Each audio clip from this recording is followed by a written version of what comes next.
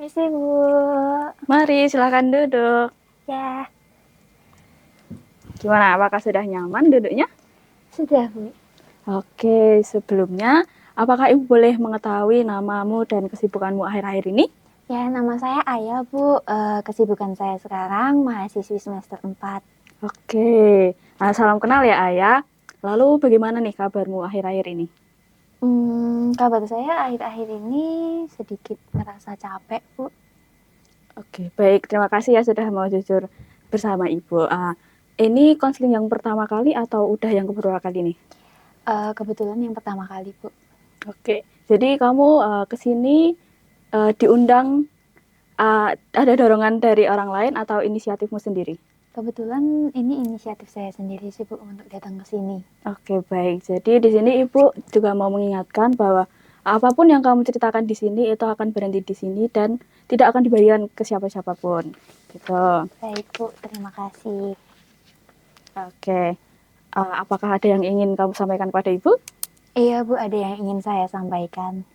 Baik, kalau kamu sudah siap untuk bercerita, kamu boleh memulainya dari manapun yang kamu anggap bisa lebih enak gitu. Baik Bu, saya sudah siap untuk bercerita. Oke, sebelum kita membahas lebih jauh nih, Ibu ingin tahu dulu bagaimana kegiatanmu akhir ini. Apakah semuanya berjalan lancar atau bagaimana?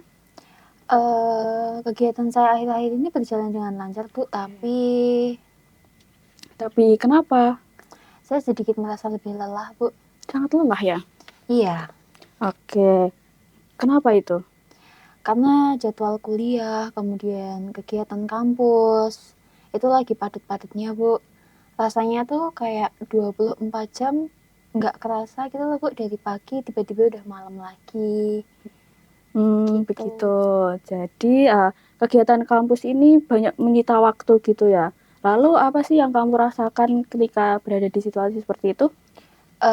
Yang saya rasakan tuh saya jadi kayak cenderung lebih ngerasa stres karena kepanitiaan yang saya ikuti, kemudian tugas-tugas kelompok saya itu tuh kadang jadwalnya itu berdekatan gitu loh Bu.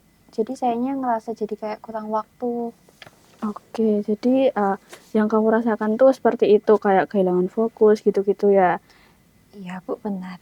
Oke, baik. Jadi kalau kamu merasakan itu tuh wajar karena uh, memang banyak kegiatan yang kamu lakukan begitu. Lalu ketika jadwalmu padat, itu tuh gimana rasanya? Saya cenderung kehilangan fokus belajar ya Bu, kalau jadwalnya lagi padat. Nilai saya juga menurun Bu di semester yang lalu. Oke, jadi kamu merasa stres, kelelahan, kehilangan semangat, lalu susah fokus. Itu kalau di kehidupan kos nih, apakah kamu juga sangat nyaman? Di kos tuh sebetulnya nyaman Bu, tapi ketika saya ngerasa sepi, terus saya lagi lelah, saya jadi kangen rumah Bu, dan jadi saya tuh ngerasa pengen pulang, tapi kan karena kesibukan saya jadi nggak bisa pulang. Oke, jadi kamu merasa rindu sama keluarga, tapi kamu tidak bisa pulang karena banyak kegiatan di kampus gitu ya? Iya Bu, kadang kalau saya udah terlalu capek juga, saya tuh kadang sering kayak ngerasa aku pengen pulang aja, tapi ya balik lagi karena kesibukan. Oke, baik. Jadi kamu merasa lelah karena jadwal kuliah dan kegiatan kampus yang padat. Jadi kamu kehilangan fokus belajar, kehilangan semangat juga. Kamu juga merasa kesepian nih di kos karena rindu keluarga. Tapi kamu tidak bisa sering untuk pulang karena kegiatan di kampus itu sangat banyak. Apakah rangkuman yang Ibu sampaikan sudah sesuai dengan ceritamu tadi? Iya Bu, sudah sangat sesuai kok. Oke. Kalau begitu, ayo kita gali lebih dalam. Apa sih yang kamu alami sekarang ini? Apakah kamu bersedia? Saya bersedia Bu. Oke. Tadi kamu sudah menceritakan bahwa akhir-akhir ini kamu merasa sangat lelah dan kehilangan semangat untuk belajar gitu. Jadi Ibu ingin tahu lebih mendalam, kira-kira kapan pertama kali kamu merasakan seperti itu? Merasa semangatnya belajarnya kurang dan kewalahan seperti itu? Mungkin sejak awal semester ini ya Bu, jadwal kuliah saya makin padat, kemudian banyak tugas-tugas juga yang berkelompok, dan ada beberapa kegiatan kepanitiaan yang waktunya itu berdekatan seperti yang saya ceritakan tadi. Saya jadi sering bergadang dan ngerasa kelelahan Bu. Oke, jadi kalau Ibu boleh tahu, yang paling kamu rasakan itu seperti apa? Apakah kelelahan secara fisik, secara emosional, atau apa? Dua-duanya sih Bu. Kadang badan tuh juga capek, tapi pikiran tuh juga penuh. Kadang saya ngerasa lebih cemas, apalagi kalau tugas itu juga belum selesai. Tapi buat memulai ngerjain tugas tuh saya kadang kayak ngerasa nggak punya tenaga. Oke, jadi tadi kamu kan mengatakan bahwa merasa cemas karena tugas belum selesai. Tapi kamu juga mengatakan bahwa kamu suka menunda-nunda tugas. Jadi kira-kira yang sesuai dengan kamu tuh yang mana? Dua-duanya sih bener ya Bu, soalnya saya sering merasa cemas juga karena tugas yang belum selesai tersebut. Tapi di sisi lain, saya juga sadar kalau saya ini punya kebiasaan menunda-tunda. Jadi kadang rasa cemas itu tuh muncul justru karena saya tuh menunda pekerjaan yang terlalu lama. Oke, jadi kamu merasa kewalahan dengan semua tanggung jawab gitu ya. Kalau Ibu boleh tahu, bagaimana kamu melihat kemampuanmu dalam mengatur waktu selama antara di perkuliahan, tugas-tugas, dan kegiatan kepanitiaan atau kegiatan yang lainnya? Sejujurnya, saya juga belum bisa mengatur waktu dengan baik, Bu. Seperti yang saya katakan tadi, kalau saya masih suka menunda-nunda karena capek. Terus akhirnya saya ngerasa tugas saya tuh makin menumpuk. Oke. Jadi saya paham. Lalu kalau di kampus nih, bagaimana hubunganmu dengan teman sekelas atau teman kepanitiaan yang lainnya? Saya punya beberapa teman yang saya percaya, Bu. Tapi kalau di lingkungan yang ramai atau orang baru, saya sedikit ngerasa lebih canggung. Kadang saya lebih memilih untuk diam dan tidak memilih untuk mendekat. Oke, Ibu paham. Lalu kalau di teman-teman di kos nih, apakah kamu juga sering berinteraksi dengan mereka? Tidak terlalu sering juga, Bu. Kami hanya saling menyapa, tapi jarang ngobrol juga karena kesibukan masing-masing juga. Oke. Lalu ketika kamu stres dan kayak lelah, terus rindu keluarga, biasanya apa yang kamu lakukan untuk menenangkan diri? Biasanya saya lebih memilih untuk jalan-jalan sendiri, entah itu ke taman atau duduk di kafe sambil dengerin musik. Itu mungkin jauh membuat saya lebih menenangkan pikiran sih, Bu. Oke, baik. Tadi kamu juga sempat mengatakan bahwa kamu rindu dengan keluarga. Biasanya kamu pulang itu seberapa sering sih? Biasanya sebulan sekali, Bu. Tapi akhir-akhir ini jarang karena kesibukan yang saya miliki. Oke, baik. Berarti kamu cukup sering ya pulang ke rumah gitu. Lalu kalau lagi di rumah nih, kegiatan apa sih yang paling sering dilakukan kalau sama keluarga gitu? Kami keluarga itu biasanya suka ngumpul di ruang tamu, sekedar untuk ngobrol sambil ngeteh ataupun sambil melihat televisi. Oke, kedengarannya keluargamu hangat ya gitu ya. Terus saat kamu sedang rindu keluarga nih, apa yang kamu lakukan agar merasa dekat dengan mereka? Saya biasanya tetap telepon setiap malam kalau saya emang lagi slow. Saya juga sering VC ibu saya. Itu lumayan bikin tenang sih, Bu. Walaupun kadang rasanya tuh tetap pengen pulang. Oke, hal seperti itu wajar ya. Lalu sekarang menurutmu nih, kekuatan positif apa yang masih kamu rasakan sampai saat ini? Saya rasa saya masih bertanggung jawab, Bu. Walaupun capek, saya tetap berusaha menyelesaikan tugas. Oke, baik. Ya, itu sangat bagus ya, karena kamu masih punya semangat, tanggung jawab, dan mau bertahan. Nah, kalau Ibu boleh tahu, dalam aktivitas sehari-hari, kegiatan apa yang paling melelahkan menurutmu? Kegiatan kepanitiaan ya, Bu. Kadang rapatnya itu kan sampai malam dan saya belum mengerjakan tugas. Terus besoknya harus kuliah pagi. Jadi kurang tidur dan kurang fokus. Oke, jadi kamu sering merasa lelah, cemas, dan kesepian. Hal ini itu terjadi karena padatnya kegiatan kuliah, kepanitiaan, lalu kebiasaan kamu menunda-nunda tugas, sehingga pekerjaan menjadi menumpuk dan kurang waktu istirahat. Selain itu, kamu merasa rindu keluarga dan belum nyaman untuk tinggal di kos, sehingga kamu belum sepenuhnya bisa menyesuaikan diri dengan kehidupan kampus dan lingkungan baru. Apakah benar demikian? Iya Bu, itu yang saya rasakan. Kadang saya merasa semuanya itu terlalu berat untuk saya. Baik, terima kasih sudah mau jujur dan terbuka kepada Ibu. Nanti kita akan bahas bagaimana caranya biar kamu bisa menyesuaikan diri lebih baik dan tetap menjaga keseimbangan antara waktu kuliah, kegiatan di kampus, dan untuk dirimu sendiri.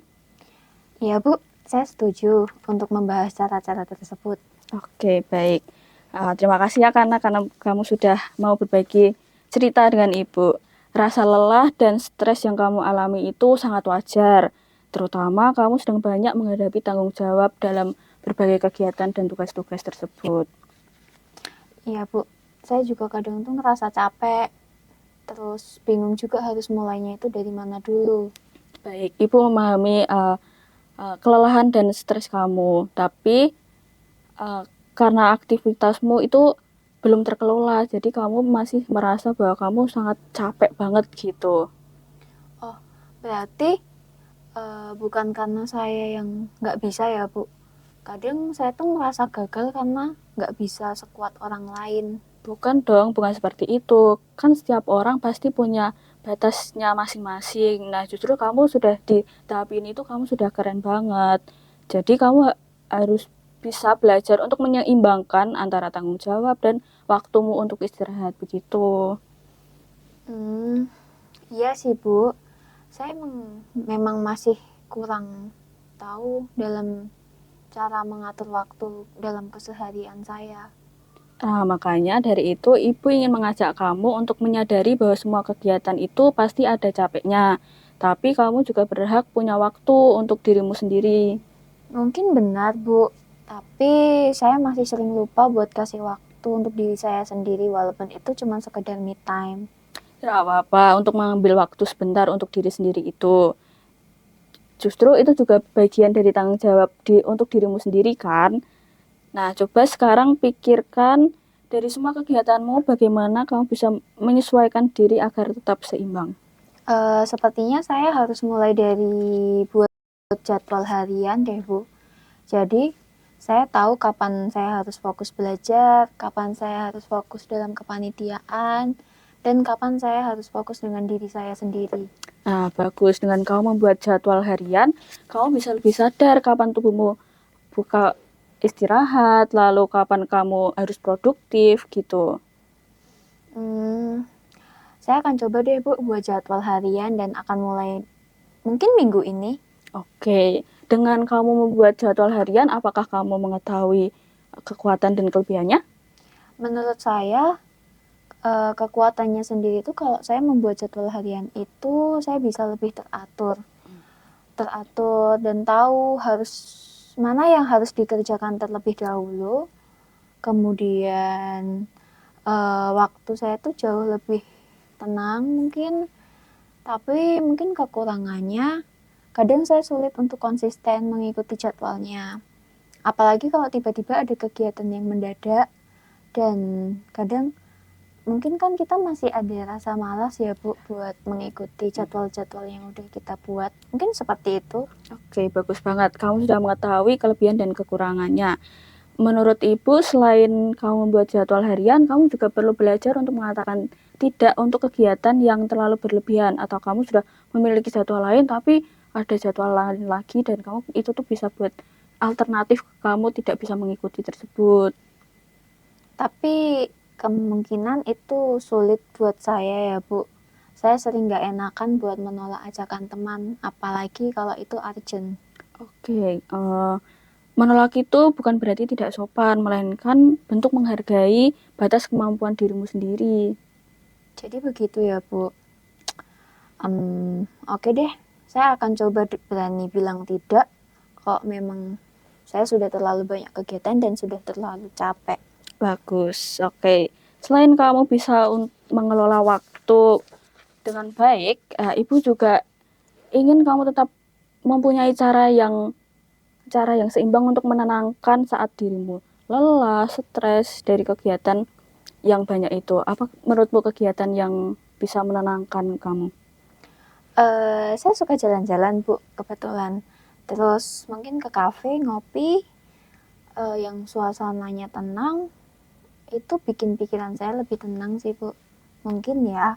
Oke, bagus sekali. Coba pertahankan kegiatan-kegiatan itu dan bisa kamu jadikan rutinitas nih agar kamu tetap seimbang antara kuliah, kegiatan di kampus, tugas-tugas dan untuk waktu untuk dirimu sendiri begitu. Baik, Bu.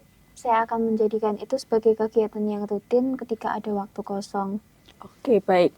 Kembali ke cerita yang tadi nih. Tadi kan kamu juga bercerita bahwa kamu sering rindu rumah. Nah, itu tuh rasa rasa yang wajar yang muncul ketika kamu rindu rumah. Tapi agar kamu merasa lebih dekat, ibu punya seperti yang kamu bicarakan tadi, kamu selalu ada video call tiap malam atau hanya sekedar mengirim pesan chat begitu. Iya, Bu. Saya memang suka telepon keluarga yang di rumah kalau lagi capek. Atau kalau ada waktu kosong sepulang kuliah. Rasanya itu langsung lebih tenang dan mungkin rasa saya rindu terhadap rumah itu sedikit berkurang. Oke, bagus sekali. Jadi, kamu bisa tetap terhubung dengan keluarga, itu tuh dengan menjaga komunikasi di rumah, dan tetap aktif di kampus dengan cara yang seimbang. Namanya kamu sudah berada di jalur yang benar. Saya merasa lebih lega dan paham, Bu, sekarang bahwa saya tidak perlu menjadi sempurna. Yang terpenting adalah saya tuh mampu menyesuaikan diri saya dengan baik dan terus berproses menjadi pribadi yang jauh lebih baik.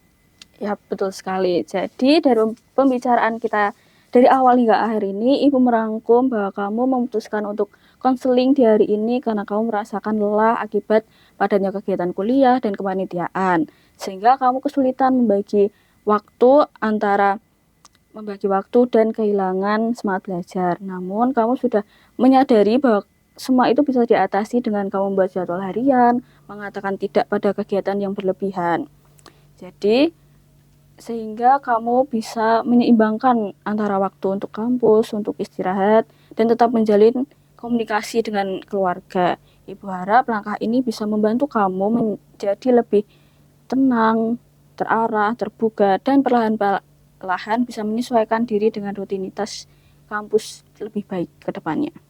Ya, Bu, penjelasan Ibu sudah sesuai dengan apa yang saya rasakan sekarang dan akan saya pelajari hari ini. Oke, jadi gimana perasaanmu setelah melakukan konseling ini? Setelah konseling ini, saya merasa jauh lebih lega dan tenang, Bu. Rasanya seperti beban yang saya pikul selama ini sedikit berkurang karena saya bisa menceritakan semuanya. Saya juga jadi lebih paham apa yang perlu saya perbaiki, terutama soal mengatur waktu dan menjaga keseimbangan kegiatan saya. Oke, baik. Ibu senang mendengarkannya karena kamu sudah mau berbuka dan bercerita kepada ibu, dan kamu juga mau berproses untuk mencari cara agar kamu bisa menyesuaikan diri, dan itu adalah sebuah langkah yang besar dan paling penting untuk mengatasi stres, lelah, dan cemasmu itu. Terima kasih ya, Bu. Saya merasa lebih tenang setelah bisa bicara dan mendapatkan pandangan baru dari Ibu. Oh, baik. Ibu sangat yakin kalau kamu tuh dapat menerapkan hal-hal yang sudah kita bahas tadi. Jadi kamu tidak perlu terburu-buru, cukup lakukan sedikit demi sedikit agar tidak merasa membebani kamu juga begitu. Baik, Bu. Saya akan mulai dari membuat jadwal harian dan mencoba bilang tidak kalau memang sudah terlalu banyak kegiatan yang saya jalani. Oke, sangat bagus begitu. Untuk pertemuan selanjutnya itu ada di Kamis depan dan kita akan membahas bagaimana hasil penerapan jadwal itu dan mengetahui bagaimana perasaanmu setelah mencobanya itu selama 1 minggu. Baik, Bu. Saya akan siap untuk melanjutkan di pertemuan berikutnya.